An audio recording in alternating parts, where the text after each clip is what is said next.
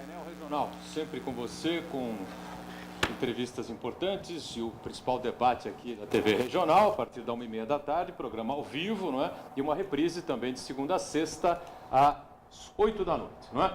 Você acompanha a gente também nos finais de semana. Sábado tem uma edição do painel às 3 da tarde e aos domingos uma outra edição às 5 da tarde. As personalidades da região e do Brasil discutem e debatem, sempre com a sua participação, junto conosco, né? Os principais temas, os assuntos importantes que estão na pauta aqui da região metropolitana e, claro, também os temas de interesse nacional. Já abro o telefone para você entrar em contato com a gente, 30 14 52 81, envia aí a sua pergunta, o seu comentário, a sua opinião sobre os temas que a gente coloca em debate, que a gente vai debater e discutir aqui no painel, e pelas redes sociais, o nosso facebook.com/painel regional TV, para você enviar a sua mensagem. Vou apresentando aqui com muito prazer, muita satisfação, os companheiros de bancada nessa edição do painel, aqui começando sempre pelo lado esquerdo, recebendo o prazer o promotor e agora advogado, doutor Elias Jacó, ao lado dele o deputado estadual Luciano Batista, do PTB. E aqui, ao meu lado direito, o nosso Manuel Rogério, advogado e comentarista habitual também do painel regional.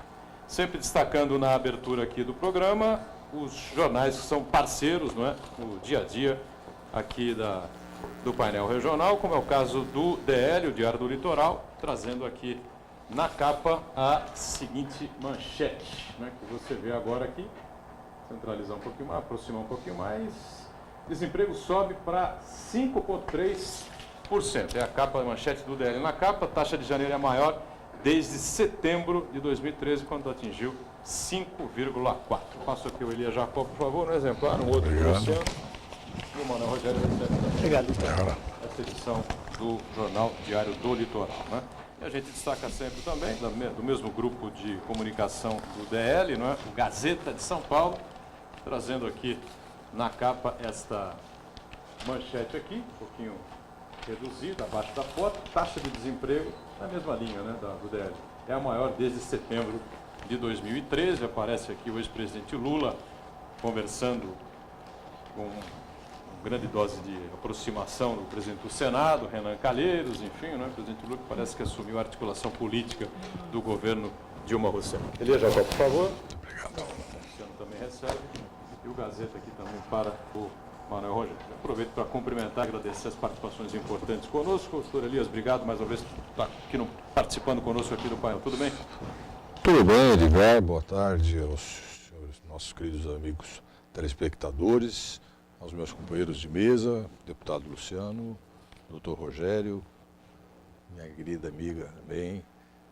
Prazer enorme estar com vocês, estou à disposição no que eu puder colaborar. Com certeza. Luciano Batista, deputado estadual do PTB. Tudo bem, deputado? Tudo bom, tudo joinha. Obrigado pelo convite. Um abraço a toda a bancada Black aqui, né? Nossa bancada hoje é uma bancada chique, é uma bancada Black. E um prazer estar aqui falando com os telespectadores da Santa Cecília.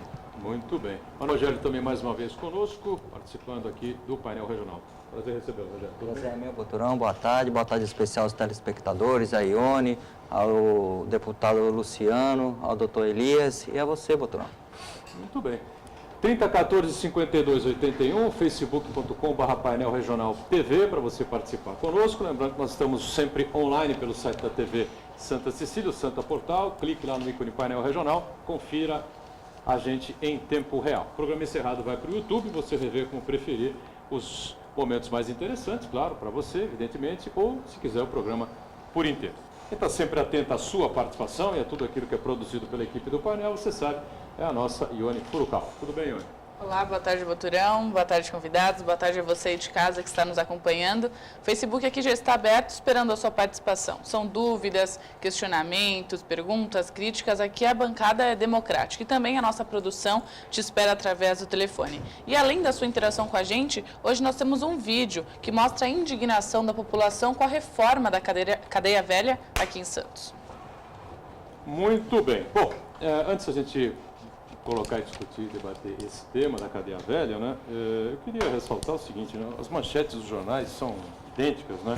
Taxa de desemprego diminuindo, o governo contingenciando aí parte do orçamento, o governo do estado fazendo a mesma coisa, ou seja, uma política de arroxo aí grande, né? Está jogada aí nas costas da classe média baixa, seja lá como você preferir. A situação está bastante complicada. Por outro lado, o Congresso Nacional, a Câmara dos Deputados, deu aí um reajuste aos deputados federais e um aumento aí de 140 milhões de reais. Segundo o presidente da Casa, isso não vai ter impacto, porque ele vai fazer cortes aí em outros setores da Câmara Federal. Vamos aguardar para conferir. E aí tem as tais passagens gratuitas para as esposas dos deputados, para os maridos das deputadas, né? E além disso, a gente hoje acompanha uma entrevista do deputado federal, primeiro secretário da Câmara, né, Beto Mansur, ex-prefeito de Santos, né, do PRB, dizendo os projetos aí que serão possivelmente colocados em prática pela atual gestão da Câmara, né? E um deles é a construção de mais 2 torres, né, já que os deputados estão com falta de espaço e muita dificuldade para trabalhar no espaço limitado, né, segundo o Beto Mansur explicou, né? E além disso, um shopping, né? Um shopping, né, faz parte do projeto aí dessa nova mesa diretora que é presidida pelo deputado federal Eduardo Cunha. Eu não sei, você avalia de que forma essa situação? Eu queria ouvir o Manuel Rogério e o Elias Jacó primeiro, né? E depois o Luciano Batista, que é deputado estadual, né? Mas como político, como parlamentar, tem uma condição também de fazer um outro tipo de avaliação. Rogério, como é que você recebe essa... Brasília é uma ilha da fantasia mesmo? O que acontece? Bom, eu queria dividir em 2 premissas esse assunto, Boturão.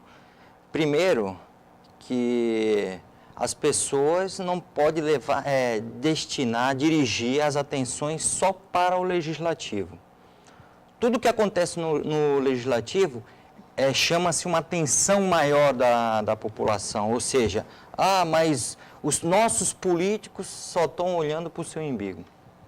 Queria dizer que isso também acontece no Executivo. Está aí uma matéria que nós vamos ver, que é da cadeia velha, que está sendo gasto 8 milhões numa reforma de uma cadeia, enquanto que o que se deve levar os governos são austeridades, economias e destinar aquilo que a gente sempre comenta no programa aqui, Boturão, destinar o pouco recurso que se tem para os serviços essenciais.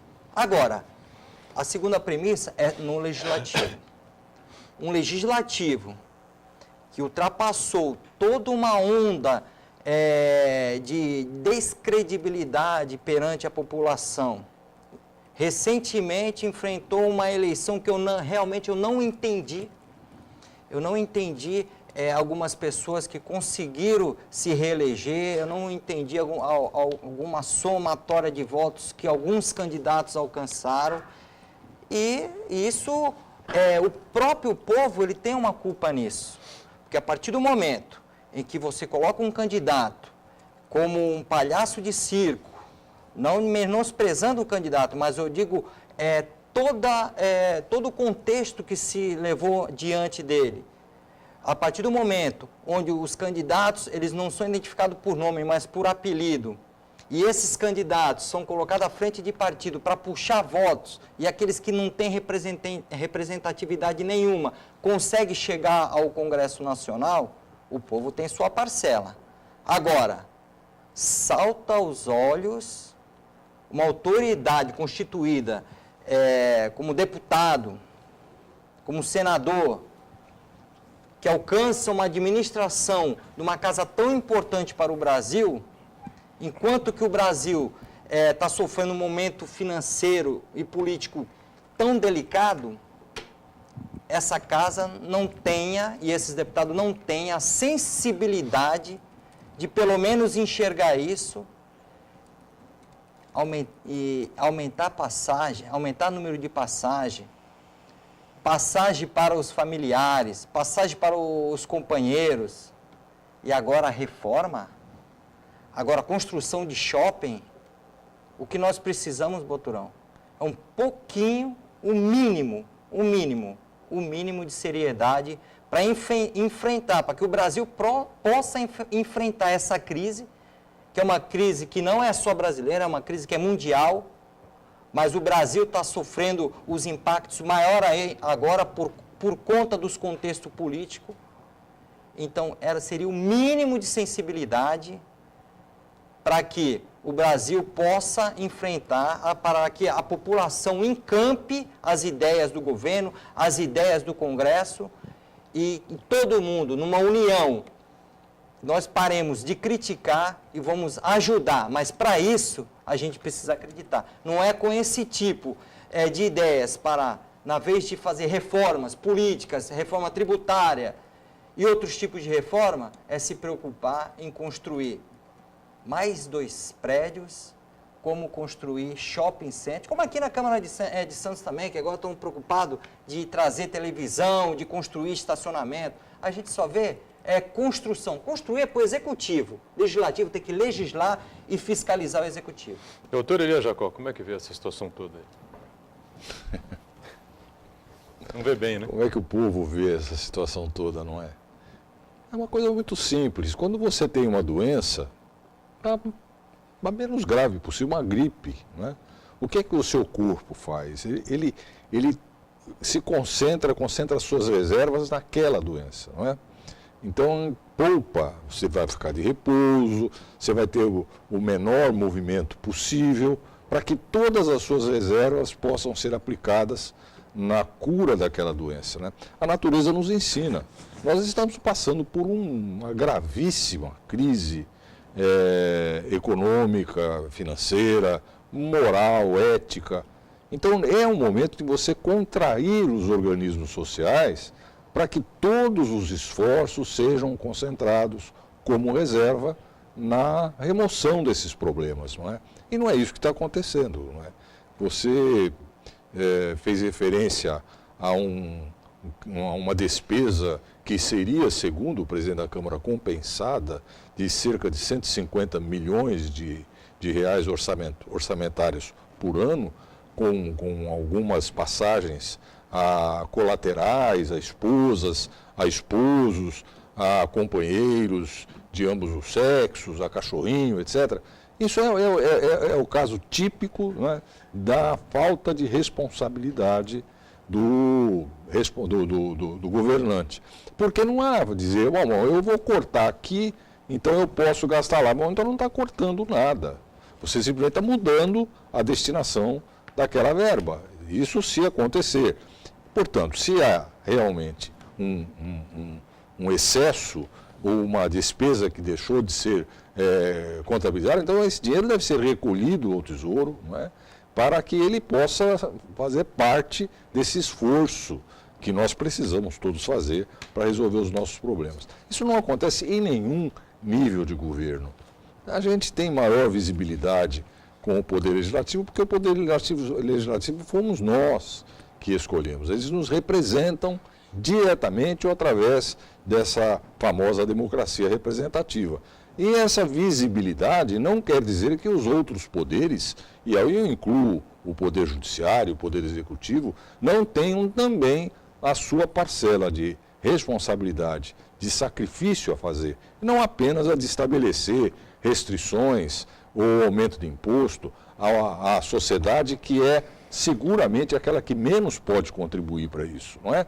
É cortando na própria carne. Você fala hoje num Poder Executivo que tem nada menos do que 39 ministérios, secretarias, e o volume de cargos em comissão, cargos de confiança, em todos os níveis de governo, na União, nos estados e nos municípios, é verdadeiramente absurdo. Isso não pode transmitir à sociedade, dará à sociedade um testemunho de austeridade, de reserva fiscal, que nos permita pelo menos ter credibilidade nesse sistema. A coisa parece que só piora, não é? Então agora você me diz, eu não sabia, não acompanhei essa informação do deputado Beto Mansur, de que há lá um projeto de aumento de espaço físico para os senhores deputados. É possível até que seja necessário, mas não é este o momento de realizar qualquer tipo de obra dessa natureza. Isso é preciso ser colocado. Há uma despesa prevista para a reforma de um próprio municipal, que é patrimônio tombado, justifica-se a aplicação desta verba na cultura, justifica-se plenamente, nós precisamos disso. Agora, é este o momento? É necessário isso? A cadeia velha está tombada no sentido literal para que ela possa ser reparada? Ou ela simplesmente está precisando de uma manutenção, e a manutenção pode perfeitamente ser feita com valores muito inferiores a esses que estão sendo cogitados. É isso que eu penso a respeito, para dizer o mínimo, porque a minha vontade mesmo é dizer, o único reparo que eu faço, o doutor Rogério, meu querido amigo, usou esse termo, é dizer que nós somos culpados pelos que nós elegemos. Nós não somos culpados, não. Nós somos os responsáveis pelas eleições. Mas culpa significa uma reprovação. Olha, não tenho nada contra, ao contrário, tudo a favor de que todos os segmentos da sociedade se apresentem aos eleitores para serem votados. Isso é próprio da democracia, não é? Eu não acredito que algum desses eleitos tenha se apresentado como desonesto, como corrupto, né? Como uma pessoa que realmente não tem, senão um verdadeiro ideal republicano. Eles todos, esse é o discurso. O povo acredita nisso. Depois que eles entram lá, parece que a coisa muda, né? As emanações do Lago Paranoá parece que afetam uma porção de coisas. Nós não somos culpados por isso. Isso é próprio da democracia. O que nós precisamos é ter consciência na repetição do voto, no acompanhamento, na fiscalização da atuação daqueles que nós elegemos. Não é? A democracia ainda é o melhor dos piores governos possíveis. Esta é que é a verdade. E ela tem efeitos colaterais. Um desses efeitos colaterais se chama populismo, outro, demagogia, outro, exatamente a indiferença da sociedade, ou a falta de consciência da sociedade de que é ela que está governando e que tem, inclusive, o direito e a obrigação de apear do poder, em algum momento, dentro do regime democrático, se é possível, não é? Aqueles que não estão sendo fiéis a esse regime. Essa é a minha visão. Só para complementar, antes de dar a palavra para o deputado, eu vou trazer aqui, doutor, o senhor que é um penalista, conceitos de direito penal, da culpa. Eu falo culpado, eu acho e confirmo e reitero a questão do culpado. Por quê? E ainda digo mais, hein? Falo culpa consciente, porque muitas vezes a gente sabe, sai para votar, o Cassiano falou aqui, foi até engraçado, ele falou, você vota chorando pelo que se apresenta nesse processo democrático. Mas eu digo culpa porque negligenciamos, votamos com imprudência e com imperícia também, porque não fazemos um estudo daquele candidato, deixamos no último dia para escolher nossos candidatos, vamos lá com pressa para colocar aquele voto da urna antigamente, para colocar o dedo lá e digitar o voto, como se aquele dia fosse o único dia que a gente tem que ter o espírito democrático. Não, o espírito democrático tem que continuar.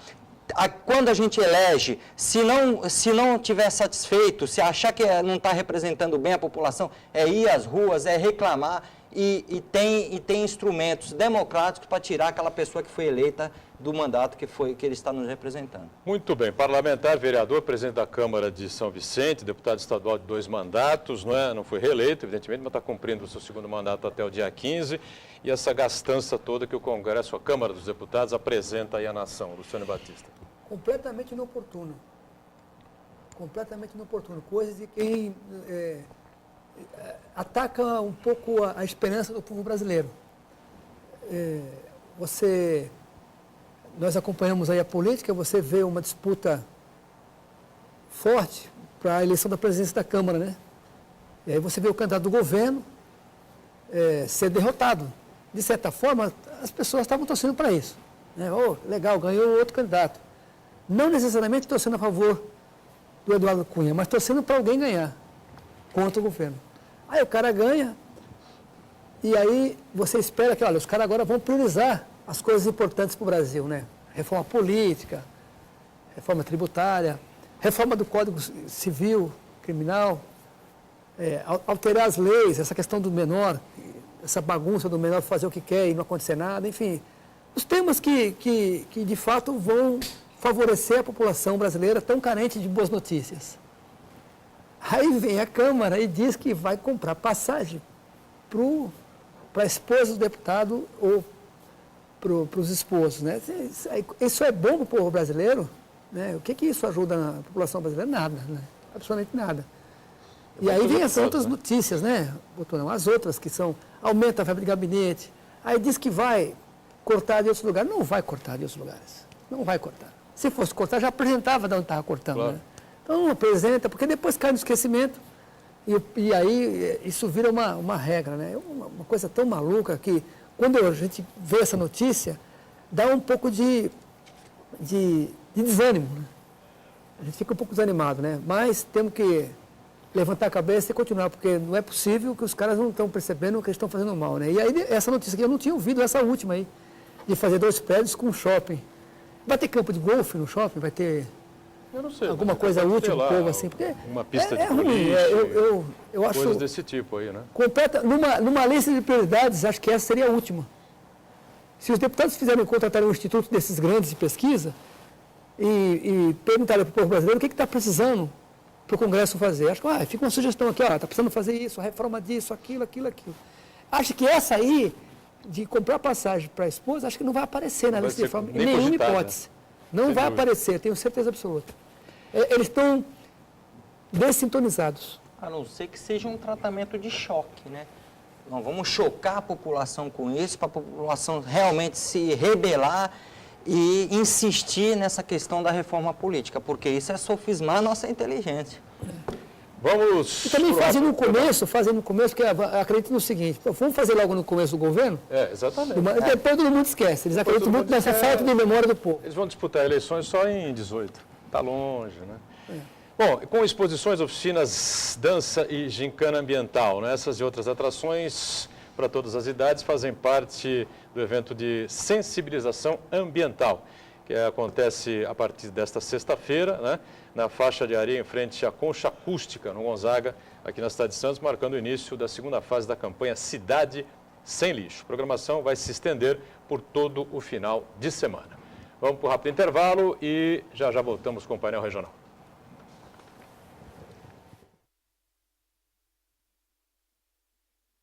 Fique à vontade.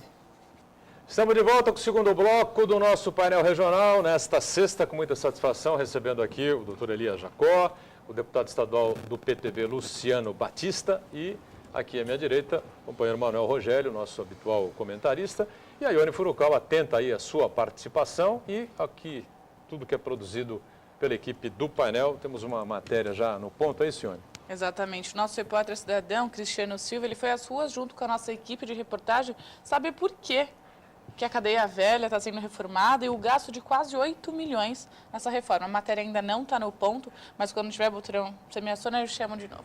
Não está no ponto? Ainda não. Mas temos então participações de telespectadores, perguntas aí ao deputado, ao Rogério, ao doutor Elias. Exatamente. A pergunta é do Manuel Antônio do Parque Bitaru.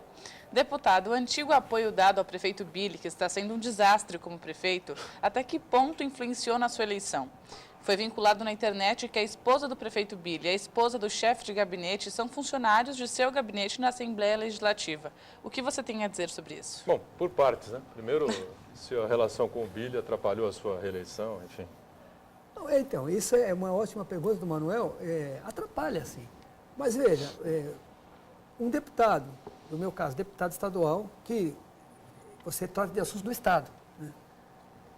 Mas mora em São Vicente. Quando o prefeito Billy ganhou a eleição lá atrás do Caio, a minha tarefa como deputado, qual era? Era continuar ajudando a cidade. Então o prefeito te procura, pede para marcar reunião na Secretaria Estadual de Saúde, de Educação, e você tem que marcar, tem que acompanhar, para buscar investimentos e recursos para a cidade. E eu continuei fazendo isso. Porque institucionalmente eu não podia trabalhar e não podia continuar ajudando só se fosse do meu partido, né? E eu faço isso com todos os prefeitos aqui da região, do Vale do Ribeira, do Litoral Norte, faço isso com o maior prazer. Agora, é lógico que essa afinidade, essa ligação, prejudicou, na medida que o prefeito não vai bem, reflete quem está ajudando. E eu acabei também sendo prejudicado. E em relação à Valéria trabalha comigo antes de casar com o Billy. Valéria é esposa... A Valéria Lins. Valéria, conheci a Valéria, o prefeito da cidade do Márcio França. No primeiro mandato do Márcio, a Valéria era estagiária de turismo. E nós trabalhamos juntos na prefeitura nessa época. Depois, quando eu fui trabalhar na Assembleia, eu convidei ela já bacharel em turismo, Eu era presidente da Comissão Estadual de Esportes e Turismo e a Valéria trabalhava comigo daquele tempo. Depois que eu fui reeleito, ela continuou comigo, né, e o Billy foi eleito em 2012, prefeito. O Billy só foi eleito em 2012, a Valéria está comigo no meu primeiro mandato.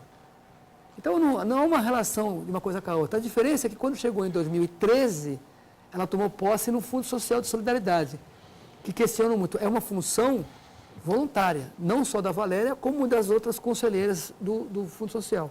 E eu conciliei o horário dela de ficar no meu escritório, que é na Presidente Wilson, que fica próximo do Fundo Social, que também é na esquina da Presidente Wilson com a Rua Benedito Calixto. É próximo. Então, ela continua trabalhando comigo e vai sair comigo junto na Assembleia, porque a minha discussão com o Billy não tem nada a ver com a Valéria, né? A Valéria é minha funcionária, a discussão com o Billy é por conta da péssima situação que a cidade se encontra. Essa é a questão da discussão com ele. E a outra moça que vai falar, a Sheila, eu tenho 34 assessores, como todos os deputados têm. É um número limite de 34 assessores. Aí pegaram esses dois. A Sheila, bancada e telespectadores, trabalha comigo desde os 14 anos, desde 1995, registrada na minha loja de esportes. Saiu da minha loja em 2000 para trabalhar comigo na Câmara. Trabalhou comigo na Câmara como minha secretária por 2 mandatos e foi comigo para a Assembleia. Ela casou com o Scudelli faz 7 anos. Aí eu fico a pergunta, quer dizer, eu tenho que mandar ela embora porque ela casou com o Scudelli? O que tem a ver? Ela está comigo há 20 anos, de 95 a 2015. Então a pessoa foi lá, como é público, está lá, Sheila Mascarenhas, Daiane Scudelli. Ela é esposa Scudelli. Quer dizer, casamenteiro. É casamenteiro. Não, eu sei o nome dela completo, porque ela está comigo desde os 14 anos, né? Então a gente viu, é como se fosse, aliás, tem uma relação tão próxima que é como se fosse uma filha. Cuidado, hein, deputado, que vai aparecer um monte de gente querendo trabalhar no seu gabinete para ver se casa. Então o pessoal começa cedo, você imagina, a Sheila começou com 14 anos, ela conheceu o Scudelli com 20, casou faz 7 anos, então não tem relação uma coisa com a outra. As duas têm formação acadêmica, as duas trabalham comigo. A semana passada o repórter ligou para o meu escritório para falar com elas. Aí ele recebeu a informação, olha, elas estão nesse momento com o deputado de São Paulo. Se o senhor ligar para o deputado, vai falar com elas. E o repórter não quis ligar. Então, assim, a gente não pode... O que eu vou fazer contra isso? Não é nada, né? Eu não posso simplesmente mandar a pessoa embora porque ela casou com outra pessoa. Então, amanhã eu trabalho... Amanhã eu estou numa outra função e aí uma pessoa vem trabalhar comigo e resolve casar com uma pessoa que vira prefeito, deputado. Não, agora eu vou ter que mandar ela embora porque ela... Não tem essa relação. É que a briga com o Billy... engraçado que a Sheila está comigo desde 95, nunca falaram dela, agora ela ficou famosa, a Sheila. Ela virou uma personagem famosa, mas elas são pessoas maravilhosas que trabalham diferente da posição de briga política com o Billy, que de fato está sendo um prefeito muito ruim para São Vicente. Muito bem, daqui a pouco a gente avalia essa questão de São Vicente, né? Temos agora, parece a matéria no ponto, é isso, Sione? Exatamente. Tá certo. A população está indignada com o que está sendo cobrado com a reforma da cadeia velha. Vamos ver. Ei, Ione, estamos agora aqui na Praça dos Andradas, na entrada da cidade de Santos, em frente à antiga cadeia velha, que está sofrendo uma reforma, um restauro. E a pergunta é, o alto investimento, o alto custo de mais essa obra. Eu vou conversar agora com alguns munícipes aqui da cidade para saber a opinião deles referente a esse alto custo. Continuamos aqui na Praça dos Andradas, agora com o advogado especialista em direito civil e criminal, Jefferson Brito, que também vai expor a opinião dele referente ao custo da obra de restauro aqui da cadeia velha de Santos. O que você acha desse custo, Jefferson? De fato, o custo para essa reforma trata-se de um valor exorbitante. É um valor que certamente poderia ser investido aí na construção de casas populares, até porque nós sabemos o déficit da cidade em relação à moradia, muitas pessoas aí vivendo em condições indignas. De fato que este valor poderia ser investido em moradias populares e não empregar todo esse valor no custo da restauração da cadeia velha. Boturão, agora quem falou foi um advogado, hein? E agora com o Matheus, com o Gabriela e com a Amanda, que são universitários e que também vai expor opinião referente a esse valor astronômico de 7 milhões. Matheus, o que você acha dessa obra de 7 milhões? Pois é, eu acho que o prefeito de Santos devia olhar ali para aquele morro ali em cima da obra que ele quer fazer aqui, pois só a imagem dá para deixar bem claro aonde precisa ser melhorado. Vários outros lugares também precisam ser melhorados, não só ali, mas como na Zona Noroeste também a questão dos alagamentos, tudo que eu tenho acompanhado, assim, quando eu viajo para São Paulo, vejo que está chovendo, meu, a Nossa Senhora de Fátima ali alagada, nada sendo feito, isso faz tempo já, não é de hoje. E tudo isso, pronto atendimento também, pronto-socorro, essas coisas, tudo a ser melhorado e gastar 7 milhões. Isso aqui Então ficou agora aí o alerta do jovem ao governo do estado, né? 7 milhões, sendo que tem tantas outras obras aí emergenciais. Fica aí a opinião dos jovens. Imagens, Marcos Guerreiro, eu, repórter cidadão, aqui da Praça dos Andradas, da cidade de Santos, para o painel regional. É com você, Boturão.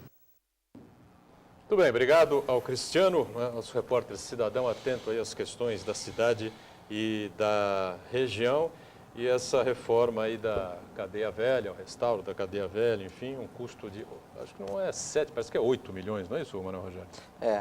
Aproximadamente 8 milhões. O que acontece, é bom que a população saiba que existem as questões orçamentárias.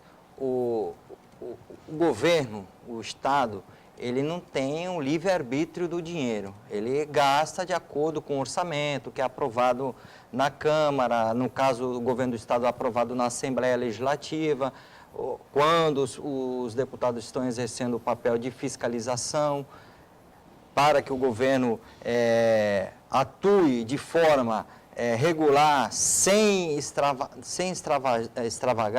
mas, por outro lado, fazendo aquilo que seria essencial para a população. O que a gente discute aqui não é a questão de aquela verba tá destinada para esse tipo de serviço, para esse tipo de reforma, ela pode ser feito isso aí. O que a gente discute é o valor excessivo, é a questão da conveniência e oportunidade que o doutor Elias Jacó citou. Se estamos passando um momento de austeridade, estamos passando um momento em que o dinheiro está curto, se o cobertor é curto, você puxou para cobrir a cabeça, descobriu o pé. Puxou para cobrir o pé, descobriu a cabeça. É curto, então você tem que fazer o quê? Vamos cobrir o peito para não pegar uma pneumonia.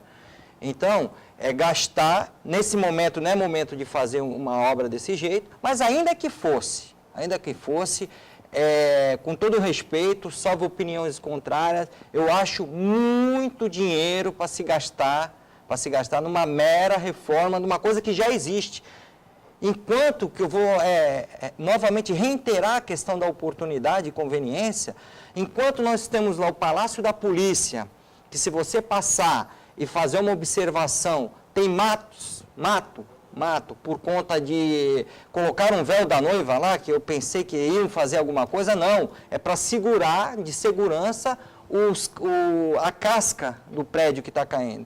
Enquanto o Palácio da Polícia, que abriga a polícia, que abriga toda a inteligência da polícia, todo o aparato policial da região, de toda a região, está lá, eu digo, quase que caindo,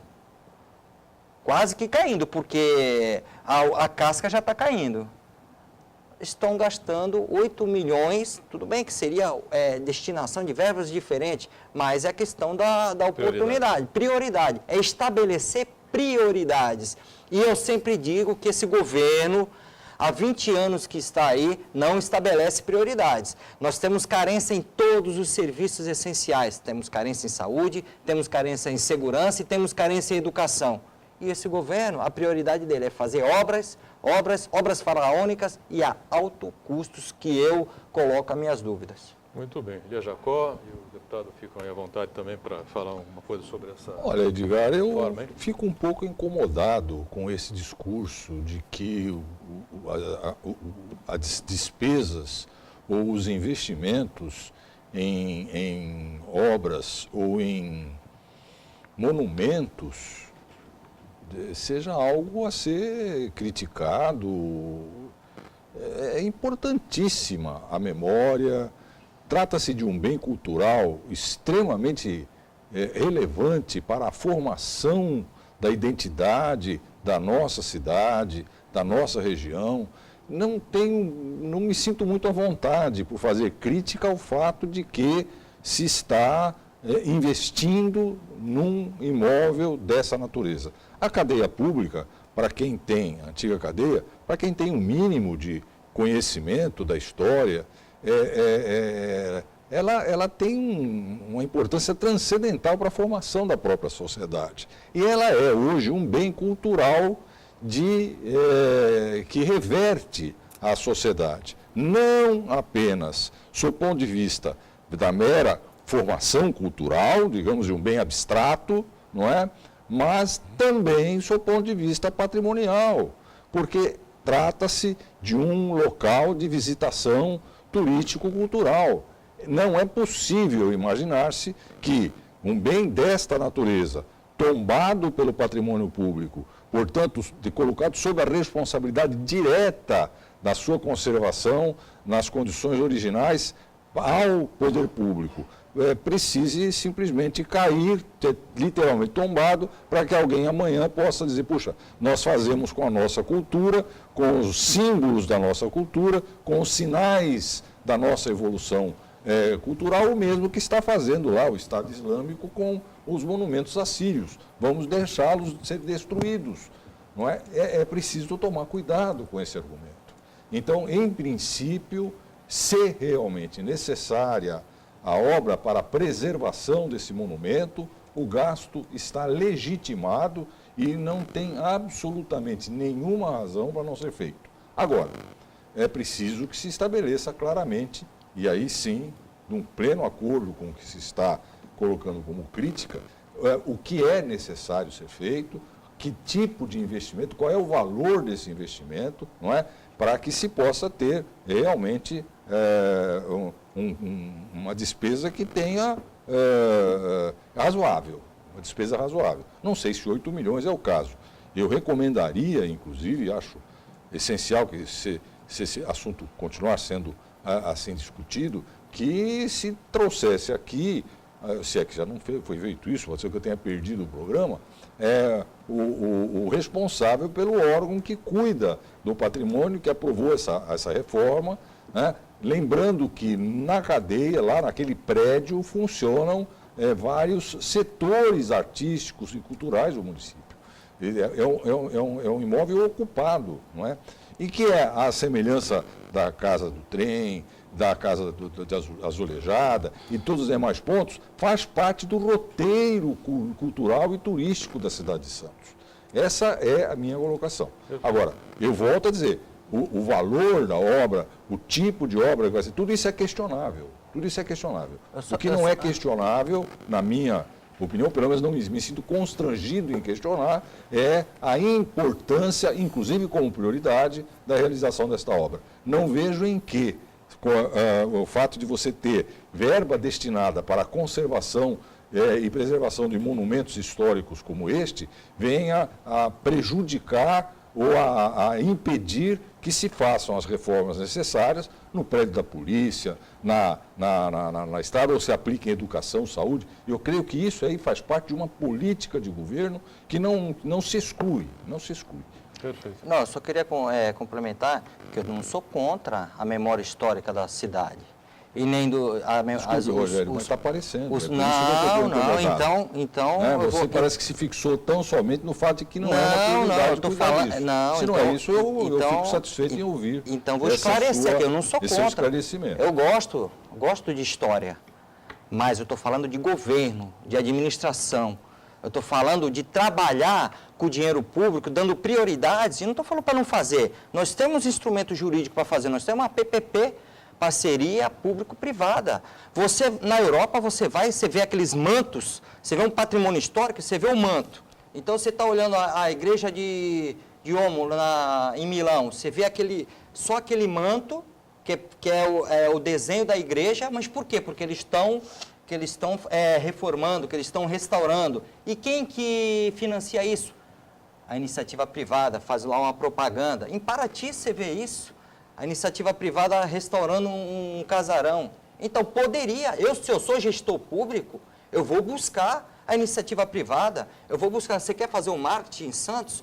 Vamos lá reformar a igreja, você coloca lá o símbolo da sua empresa e você vai fazer a reforma da igreja, você gasta tanto com marketing.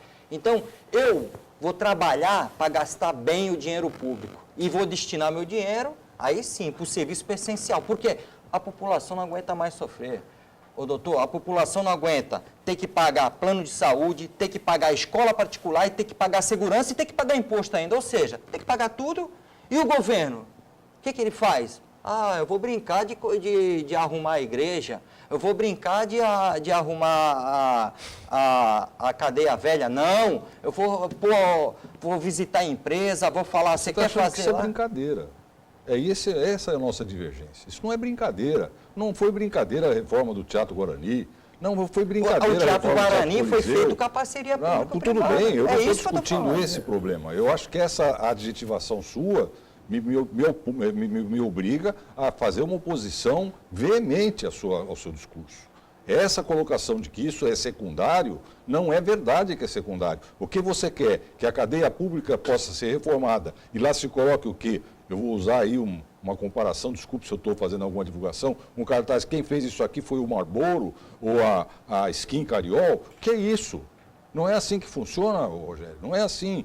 Essa é uma mensagem clara de formação do nosso povo, até para que o povo possa, depois, formado com a identidade como tem os europeus há muito tempo, não é? Possa cobrar, inclusive, Mas aí o povo tem esse, ele tem que ter educação. Agora, você aí ele acha... tem que ter uma escola boa. Isso é claro. Aí sim. E Então você vamos acha começar que a pelo escola- básico, e você pelo acha que a fundamental, escola pelo se forma, alicerce. se forma como?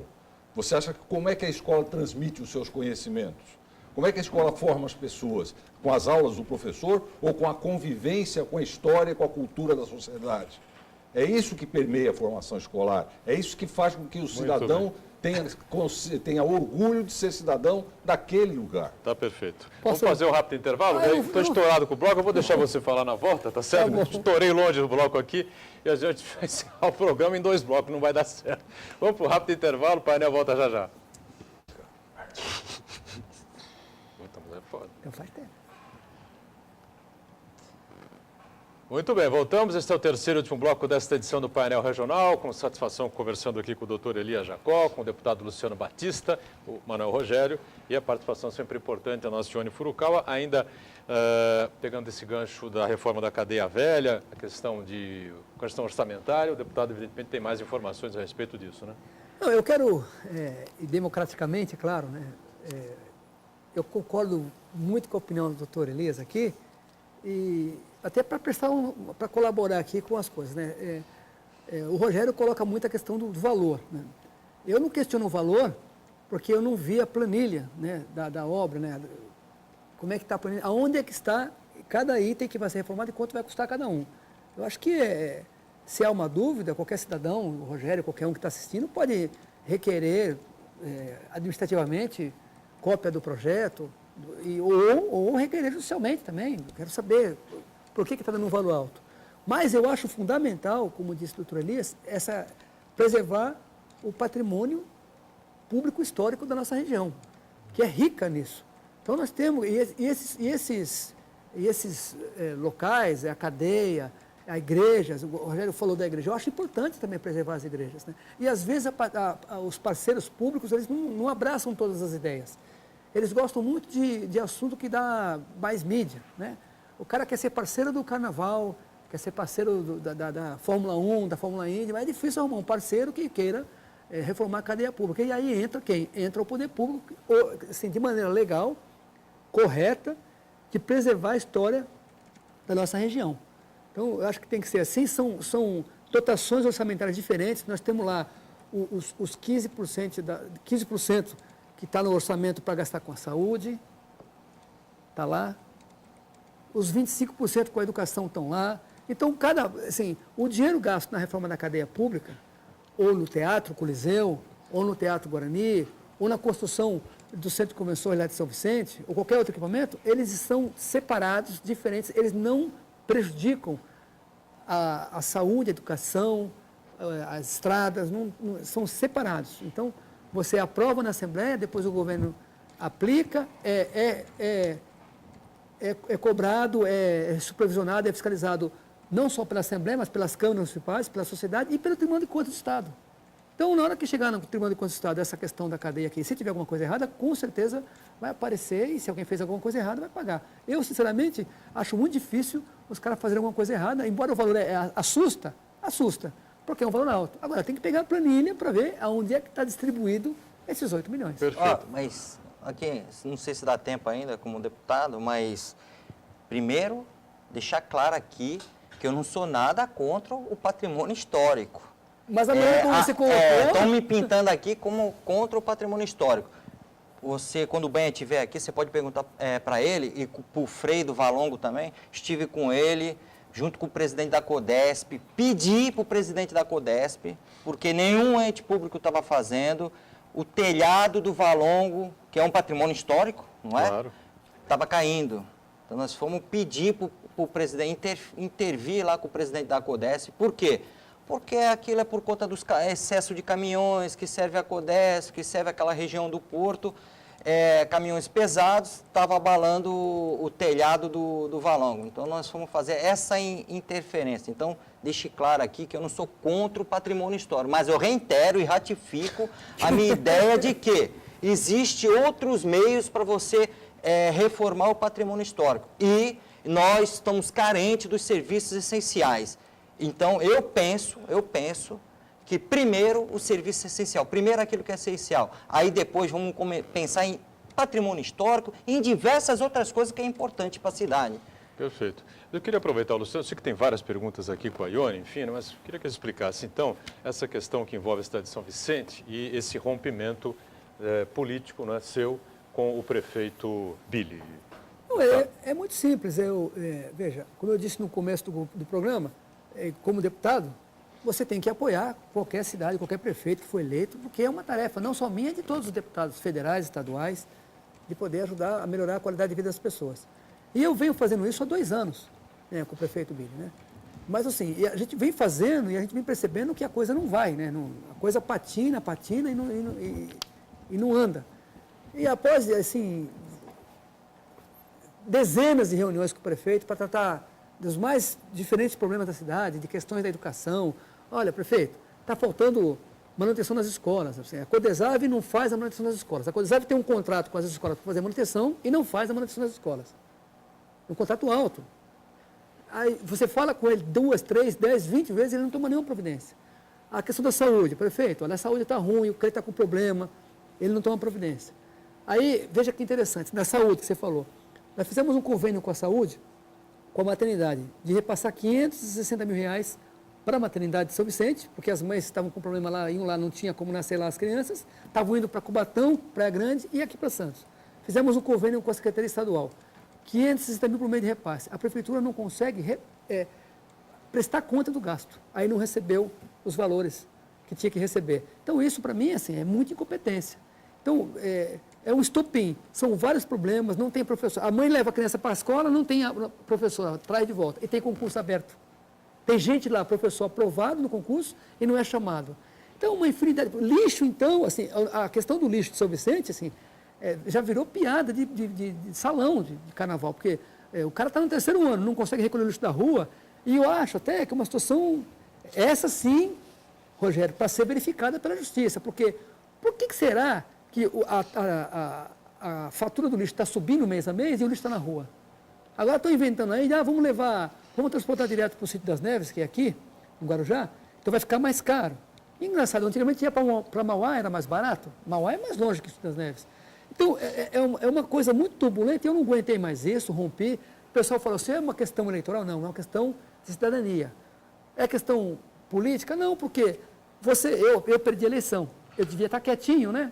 Perdi a eleição. Não, eu acho que o que acontece em São Vicente, o que o Billy se propôs a fazer, ele está muito pior do que o outro governo, mas muito pior. São Vicente hoje voltou a ser motivo de chacota em toda a região. Uma cidade que não tem, uma prefeitura que não tem capacidade para tirar o saco de lixo da porta da pessoa, não tem condições de dizer que é uma cidade que está melhor. Né? E não é que nós estamos, mas tudo bem, no começo, doutor Elias, você tem um governo lá, 2 meses, 3 meses de governo, você dá uma patinada. Você tem um problema de orçamentário, com 2, 3 meses você vai adequando. Mas no 3º ano, não tem uma obra boa na cidade. Aqueles quiosques da Biquinha, está há 2 anos fazendo, não termina. Os quiosques dos doceiros da Biquinha pegou fogo, no primeiro mês de governo dele, até hoje ele não conseguiu reconstruir. Quer dizer, para onde você olha em São Vicente é um caos. E o prefeito, o que ele faz? Nada. Ione, vamos tentar tocar algumas participações aqui nessa reta final do painel. Há um comentário, uma pergunta do José Lucas de Almeida.